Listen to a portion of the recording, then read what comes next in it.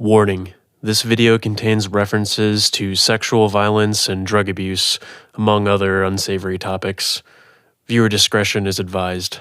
Yo, what's up, bitch? Howdy, Ruben, Slikk, and Lofty. And this bitch, Key Biscayne, at my nigga DJ Tegan's crib. And we're about to have some fun, get up, smoke some pot and shit. Yes, sirree. Might have to edit what the I said. Cause you know we trying to fix our image and shit, for a good reason too. But you gonna find out tonight, let's go.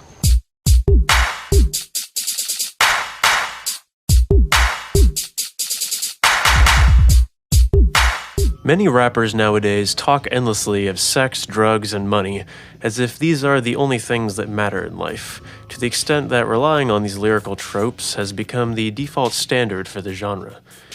You could fairly argue that rappers have always talked about these things to some degree, but the pure concentration on mindless, selfish hedonism that defines modern rap, and much pop music in general, is a noticeable shift away from the more thoughtful, lyrical rap of the past.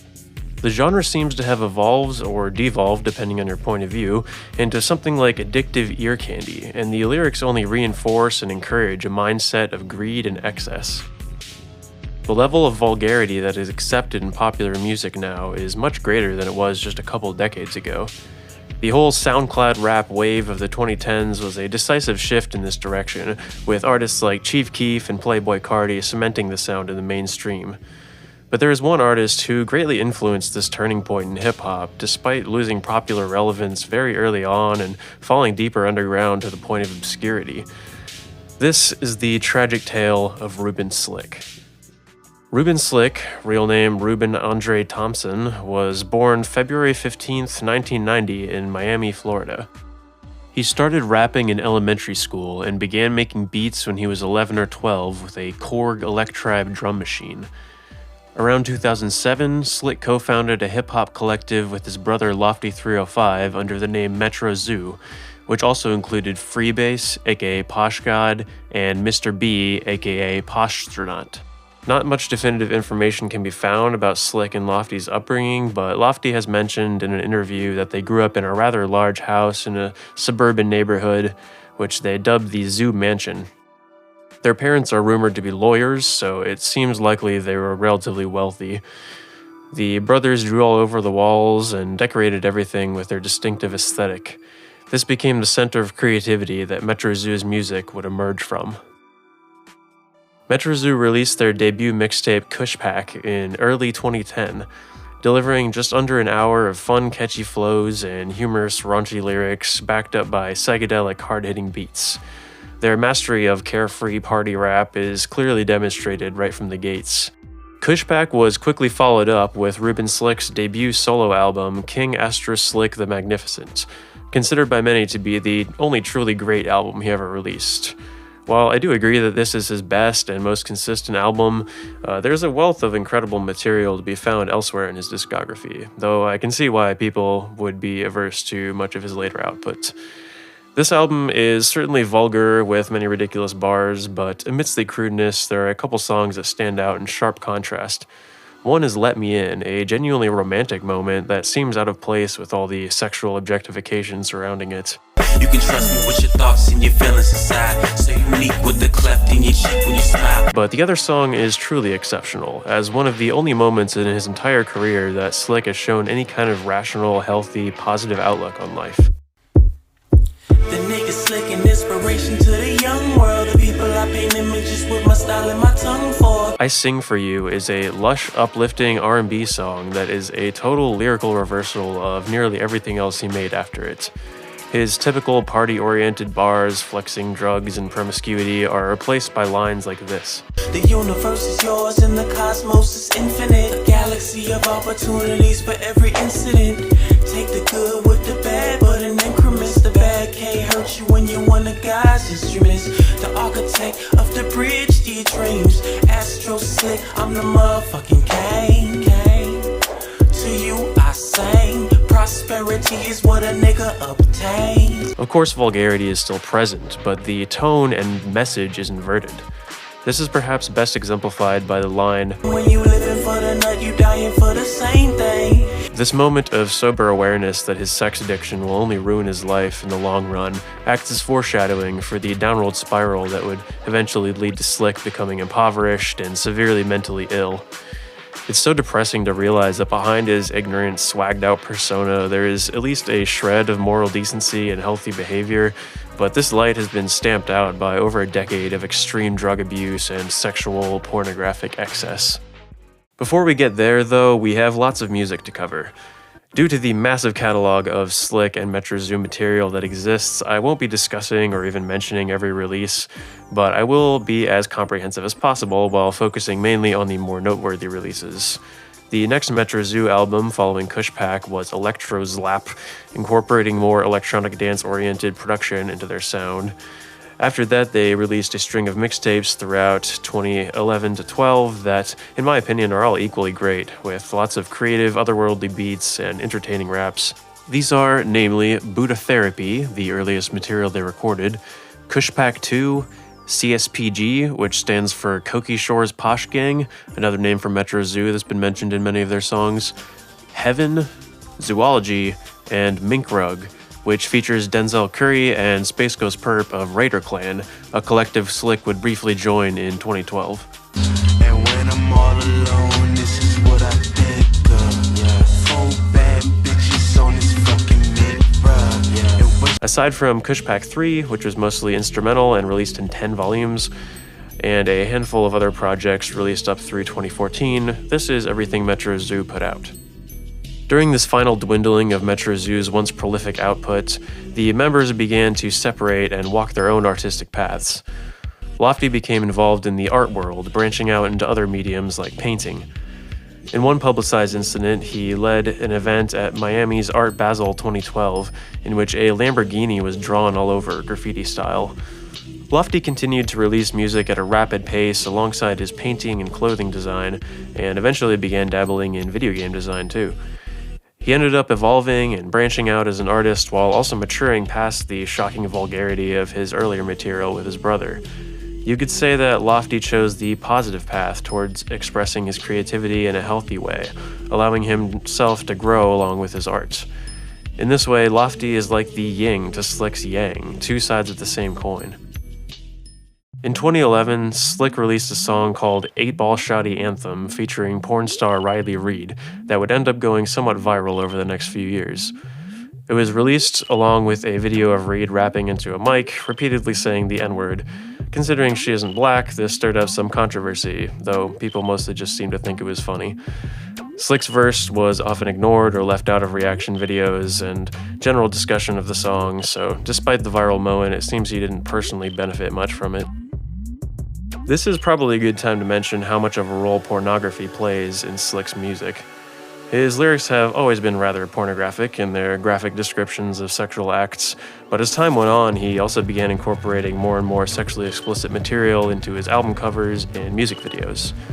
He's been known for constantly reposting porn on his social media accounts, and he even starred in a porno himself one time, which we'll get into later. His obsession with extreme, blatant sexual content leaves no room for subtlety or poetic license, instead opting to transgress traditional sensibilities with no filter. While many might disregard this kind of artistic expression as low-effort garbage only worthwhile as shock value, I see it more as a brutally honest expression of what a lifestyle centered on pure hedonism really looks like. Luckily, I'm not alone with this perspective.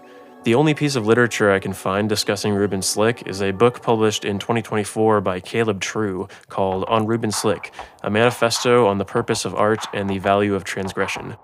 In this excellent analysis of his music and its relation to broader pop culture, True compares Slikk's consistent creation of offensive music to the ways in which modern internet culture has conditioned people to constantly share provocative content in order to generate attention. I'll be referencing True's book throughout this video. The relentless creativity, the relentless creation of accounts on various social media and music sites, the anxiety, the heart-wrenching thirst for attention, for fame, for celebrity, may push Slikk, like many other artists, to extremes.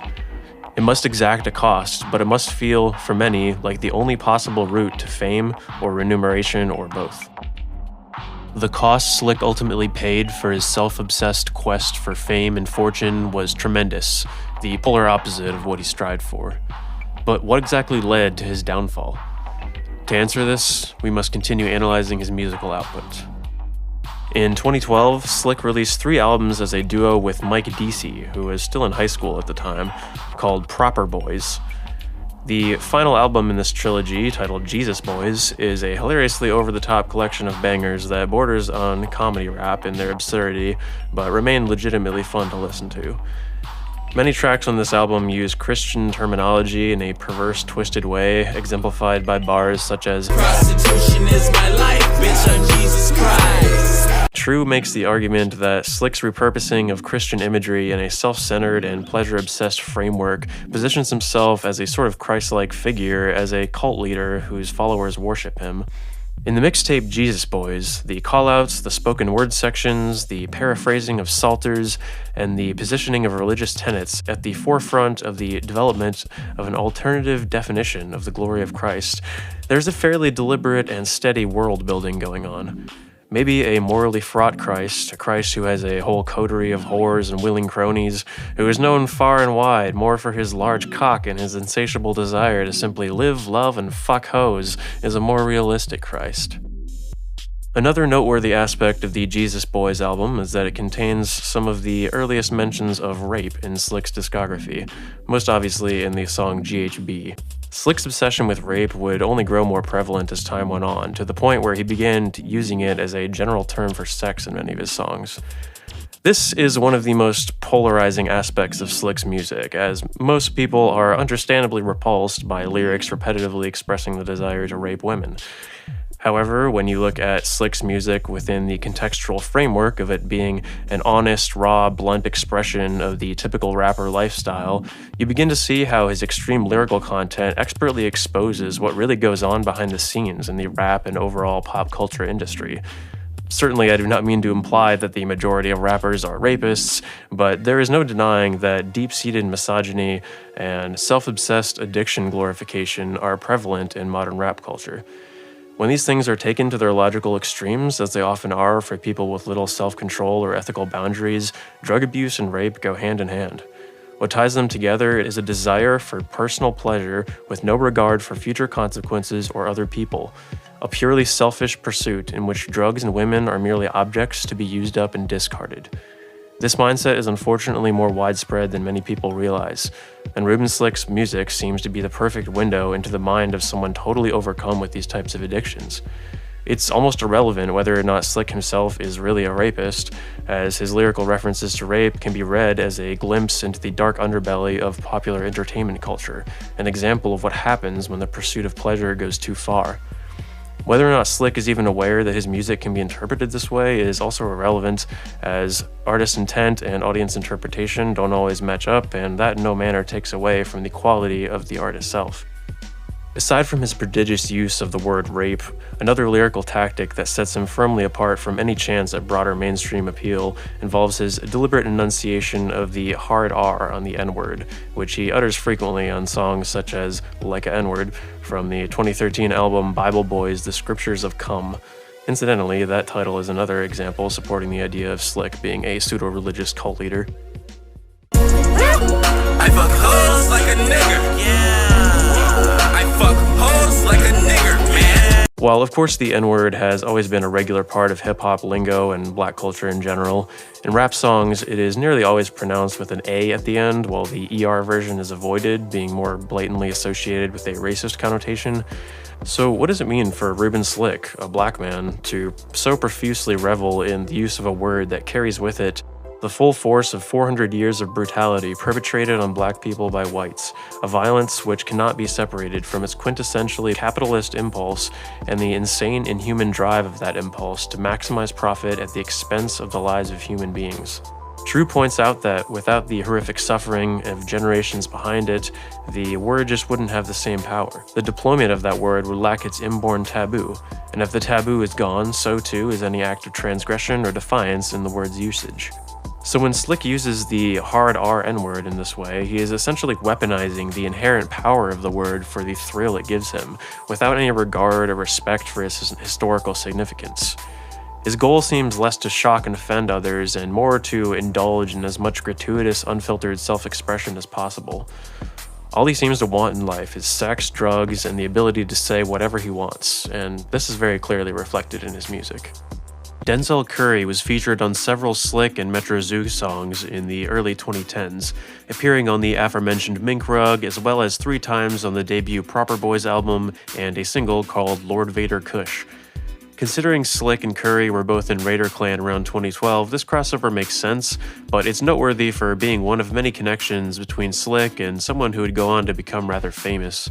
Another example is Lil Peep, who is clearly a fan of Slikk and most likely inspired by his sing-rap style. After Peep passed in 2017, Slikk released a remix of the Peep and Tracy song Fuck Fame on his 2018 collaborative album with DJ Smokey, Goonie Tunes, in which he replaced Tracy's verse with his own.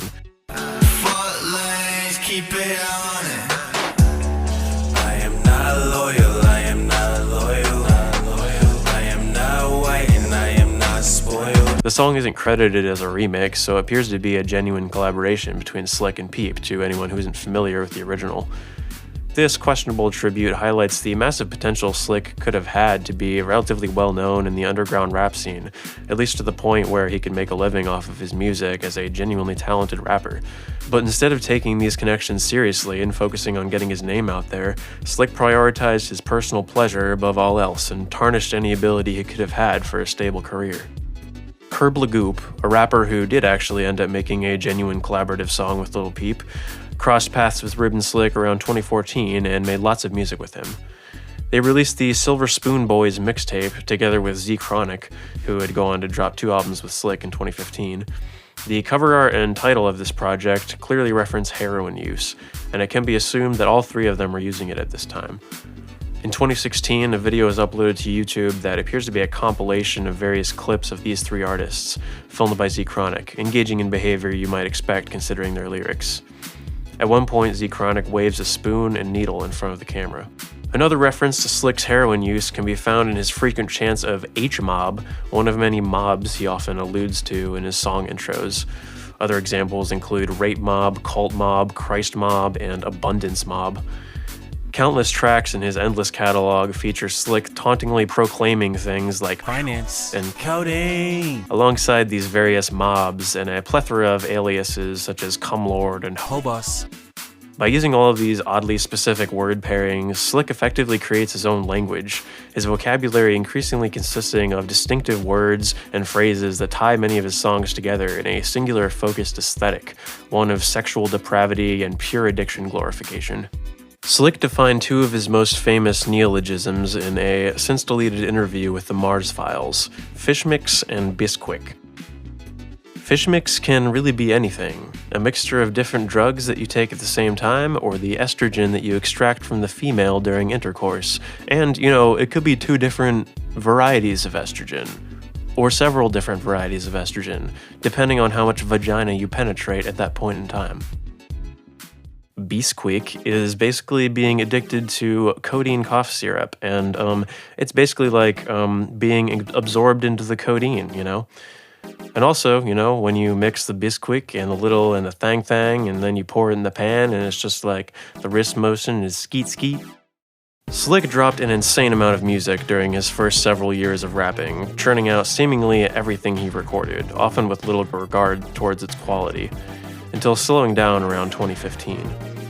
Some highlights from this time include the albums Hot Sex, Hell Money, New World Murda, Codeine Mutants, and Diaries of a Coke Boss H-Lord, which consisted of various previously released songs pitched up, nightcore if you will. Slick's reduced creative output in 2016 is the result of him being in jail during that time following various criminal offenses.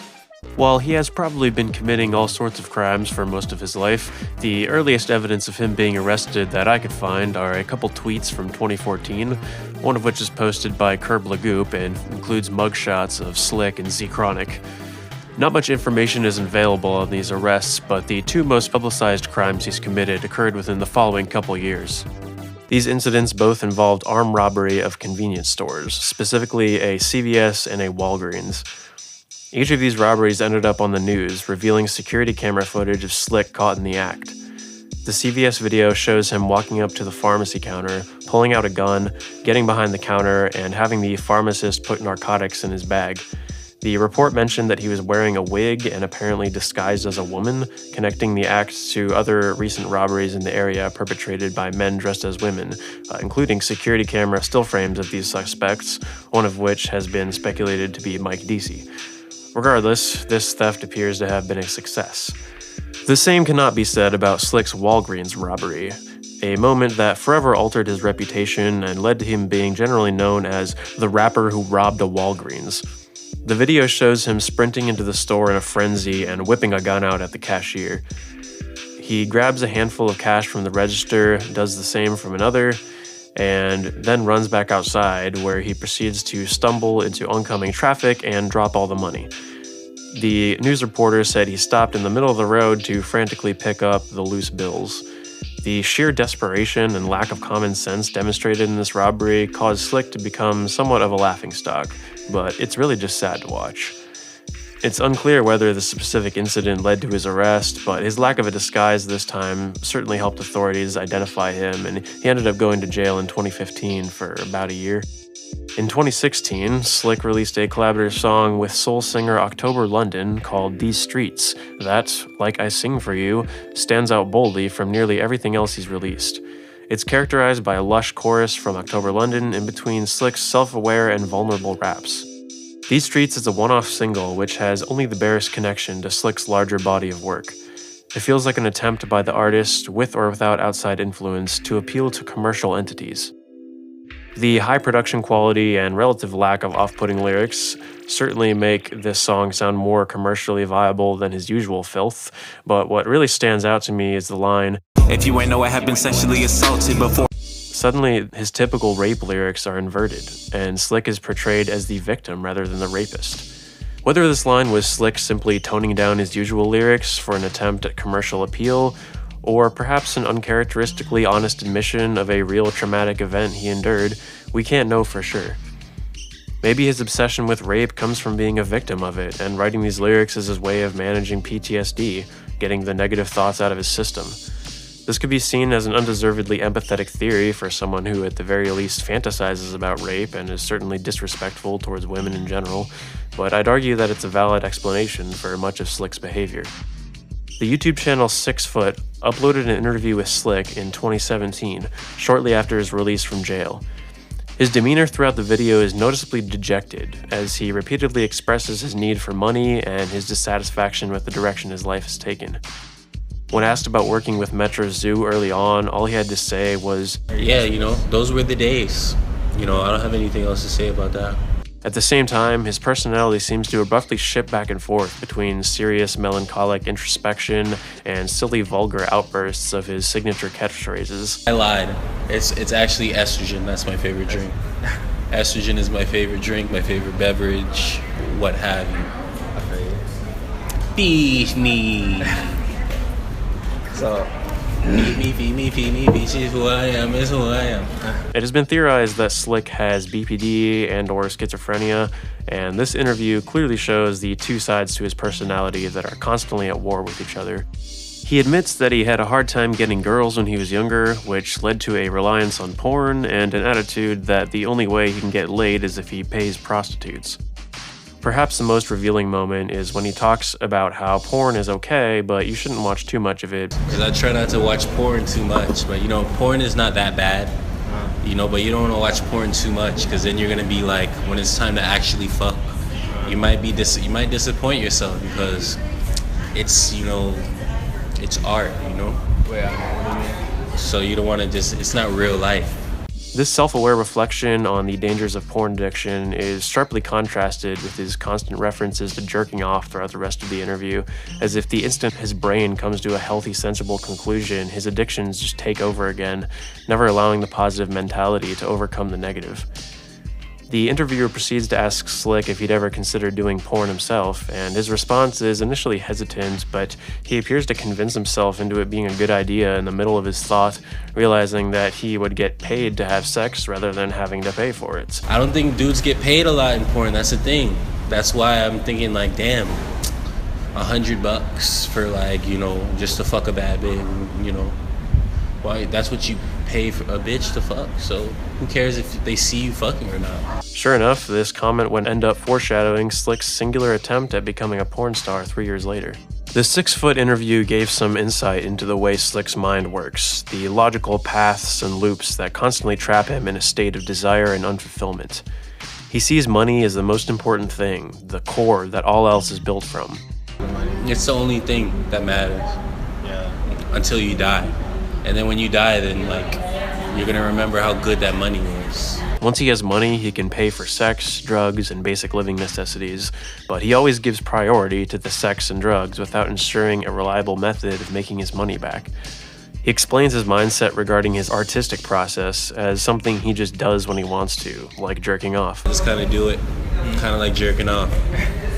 Just, you know, you want it, you do it or not, you know? But it's better to get it done. To him, art, sex, and drugs are all fueled by the same kind of impulse, something he's simply compelled to do without giving it much thought.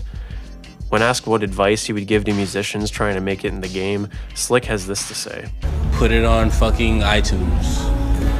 So people with iPhones, the people who have the money to have an iPhone, they can download it. Because you want your fan base to have money so they can pay for your shows and merch and all the stupid shit in between. So just be iTunes shouty. It doesn't matter. Everything else doesn't matter. Just that and visuals. iTunes and visuals and you're in there. It doesn't even have to sound good. His advice reads as an admission that he simply shares all of the music he makes without any care towards its quality, as a desperate attempt for any wider recognition and financial support. Making money from a traditional employed job seems like a foreign concept to him when he spent his whole adult life trying to live off his music. So he continues to rapidly churn out songs in hopes that one day something he releases will generate attention and profit. Simultaneously, he actively hurts his chances of success by putting very little time or effort into individual songs and continuing to use off-putting imagery in his lyrics and visuals. It could be said that Ruben Slikk's music perfectly illustrates the constant battle many artists have between expressing themselves authentically and selling out for commercial gain. He ends the interview with a series of ridiculously bizarre shoutouts directed at his various fictional gangs and mobs, also mentioning that his website is sperm.com and was programmed by his sperm. Doodle Gang, fucks with. Kaka Mob, fucks with. Cristo. Oh, Swagger on the Mob in italics. You can find me at www.sperm.com. Is that a real website? Yeah, it's a real website. Programmed by my sperm. The absurdly humorous tone Slikk takes on during the final few moments demonstrates his inability to take anything serious for too long, calling into question the validity of anything he said prior. Slikk must have been thrown in jail again shortly after this interview because towards the end of 2017, someone named Torrin Thompson, who I assume would be Ruben's father, posted a free Ruben Slikk legal fund on GoFundMe.com. The description reveals a compassionate understanding of Slick's struggle from his parents. He was and remains a loving kid and is loved by his parents and family. Ruben returns that love without limit, as he does with all his friends, fans, and supporters. We have learned to respect the contributions to this earth that he makes through his craft, as it is for his brother, Lofty 305, and his sister, Gabrielle. He has lived his life as art. We would like to make sure he is able to continue to grow as a human being and expand his body of work. We have watched him transition from Metro Zoo, Raider Clan, to the beloved Ruben Slikk. I hope all who know, love, or follow find it in their hearts the capacity to contribute what they can. It's truly heartbreaking to see how much Slick's parents have continued to love and care for him despite his self-destructive habits. Their efforts to help him seem to have been in vain. Slick's mind irreparably damaged from a life of abuse and excess, doomed to keep repeating the same mistakes. But there must still be another side of Slikk that truly wants to help himself work towards a brighter future, a sensibility that his parents must have watched develop and then quickly become stamped out by his ever-worsening addictions. In 2018, Slikk returned from his hiatus to drop the previously mentioned Goonie Tunes, an album produced by DJ Smokey that would end up becoming one of his most popular releases, perhaps only second to King Astro Slikk the Magnificent. The production quality on Goonie Tunes is much higher than most of the material released between these two albums, and Slick's vocal performances are top-notch. He effortlessly flows between various rapping and singing styles with plenty of catchy, memorable moments throughout. This album reminded fans of his impressive musical talent that only seems to reveal itself every so often in between oceans of raw, unpolished, drugged-out freestyles. Not to say plenty of that stuff isn't great in its own way. First name, nigga name, last name, crash up. Try and speak game, most hoes gon' act up. Text a kid back, what's the goddamn address? Sent your soul back out the goddamn mattress. Okay, we're finally there. We can talk about it. In 2020, Ruben Slikk starred in his first and only porno. It was originally uploaded to a site called seehimfuck.com that is dedicated to porn focused on the man rather than the woman. His partner for the shoot was Val Steele, and without getting too graphic, let's just say she did things to several parts of Slick's body while he generally just sat there and let it happen. Despite the heteromaximal nature of his persona, his early forays into porn were in the male-focused genre. Not homosexual exactly, his co-star is a woman, but male-focused, as in the camera most definitively lingers on Slikk and not the woman. This fits the narcissistic construct of Ruben Slikk as persona, as a fictionalized version of the self. The heteromaximal, bent to the extreme, bends back around, begins to shade homoerotic again. Slikk used his first foray into porn as yet another opportunity to put himself at the center of attention, as he does in his music, to present himself as a god to be worshipped. This commonality between mediums brings up the question, should Slick's porn be considered art, just as valid as his music? Or is his music essentially just another form of pornography, a mindless exercise in vapid pleasure? Where does the porn end and the art begin? Or should distinctions even be made between the two? While there can be no definitive answer to any of this, some insight is uncovered by the brief interview included at the end of the porno, conducted while Slikk is showering. It's about as awkward as you might expect a post-porno shower interview with Slikk to be, and to some degree undermines any kind of cool, confident sexiness that he was attempting to exude earlier. At one point, the interviewer asks for Slick's penis size, and he says it's 5.5 to 6 inches. Sheepishly admitting that It could be longer. this insecurity brings to mind Slick's frequent lyrical brags about his long dick, which he often refers to as Long God, now proven to be a fictional exaggeration of his actually average-sized penis. It's as if everything he does to present himself as someone to admire and be impressed by ends up getting sabotaged by the reality that he's constantly trying to escape. In 2021, Slikk began uploading music to a different artist page on Spotify called Cumlord. He had been referring to himself as Cumlord every so often for about a decade at this point, but this new page signified a total shift from the name Ruben Slikk to Cumlord, accepting this title as his new primary identity. Over the next couple years, Slikk would continue releasing lo-fi psychedelic trap music, while his lyrics and cover art somehow got even more repellent. This is perfectly exemplified by the 2022 album Shoddy Milkin', the art for which is probably the most disgusting entry in his vast discography. I won't even attempt to describe it, just look it up if you're brave enough. Along with the cover for the following album, One Gual, which incorporates hentai images, Shoddy Milkin's art represents yet another advancement in the filthy extremity of Slick's output, a further transgression of accepted standards. It makes one wonder when it will end, whether Slikk has finally reached peak vulgarity or if the envelope can be pushed further still. Another album released in 2022, Life of Dildorian, includes the 8-minute centerpiece I Rape Your Wife with Gun. While the rest of the album consists of his usual rap style, this track is more like a mind-numbingly repetitive sound collage piece that is incredibly difficult to listen to.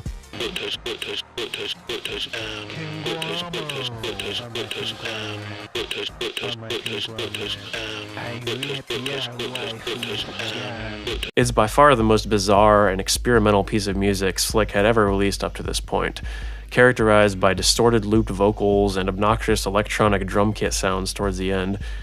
Listening to Slick's seemingly endless chants of the title feels like a true glimpse into the dark fantasies that run through his head on loop nonstop. By the end of the 8 minutes, the listener begins to feel rather insane themselves, experiencing a taste of the madness Slikk is constantly plagued with. He occasionally live-streamed on Twitch and Instagram during this time, and one of his Twitch streams towards the end of 2022 got posted to YouTube. In the video, Slikk tells us he's living in his car and working a full-time pizza delivery job. Only because I'm in my fucking car, living out of my car and delivering pizzas, and 32, and don't have a career. That's the only reason why somebody might say cornball. But at least I can jack my dick and not have to watch porn. and feel no guilt in my heart. He maintains a positive attitude despite his situation and seems to be committed to achieving at least a relatively healthy lifestyle. He still references masturbation every couple of minutes in between reflections on his life, communicating in a way that is best described by this comment.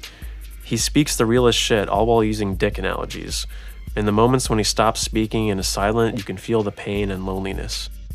At one point, he takes out a Ziploc bag that he says contained a steak he just ate, demonstrating a lack of common sense to eat cheaper food while he's homeless. And he also hits his vape constantly throughout the stream, showing off multiple different ones, again making it quite transparent that he is not being frugal with his remaining money. In 2023, Slikk was arrested again for possession of cocaine. He must not have been in jail for too long this time though, since the following year he began live streaming on Instagram at his new apartment. The stream that was uploaded to YouTube features Slikk lying on a bed fully naked, flexing his butt cheeks. He posts his Cash App in the chat and begs his fans for money so he can buy beer and cigarettes. Not sure why he thought showing off his ass would make his fans more likely to donate money, but it seems a few people did anyways. Someone else, presumably a fan, gets on the stream and starts a conversation with Slikk, who then proceeds to throw on a robe and walk to the store wearing only that. The next part of the YouTube video cuts to Slikk fully naked again before he sits down and enjoys the cigs and 40-ounce he just purchased. He shows off some paintings he made recently and talks about all the problems with his cheap apartment and his difficulty trying to quit vaping. As a whole, the video only confirms that Slikk is still out of his mind, begging fans for money to spend on drugs. He complains about his situation, but makes absolutely no attempt to change it for the better, instead prioritizing drug use to distract himself from his miserable reality. Slikk hasn't dropped any new music in 2024 as far as I know, but he is still active on Instagram at the time of this writing, reposting endless photos of female celebrities to his story. Only time will tell whether this is merely a break from music and he'll continue releasing more in the future, or if this is the end of his musical output. Of course, I would love to see him turn his life around, get stable and healthy, and continue making music, but realistically, it's hard to see him turning a new leaf at this point.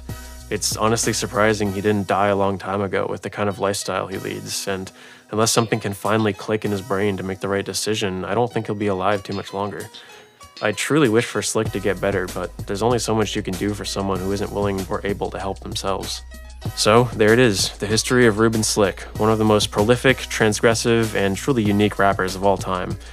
I know I didn't touch on every little detail that's available online about his life, but I wanted to at least hit on the more noteworthy bits, so if anyone wishes to share additional information I missed, please do so. I hope this video helps more people discover Slikk's fascinating music, in addition to being a cautionary tale about the dangers of taking your addictions too far. Ruben Slikk is a true outsider artist that speaks in his own intensely personal voice, and I have a feeling his music will be looked back upon as an important, pioneering part of rap history, as long as more people are made aware of his story. Thank you for watching. Christ rape for show.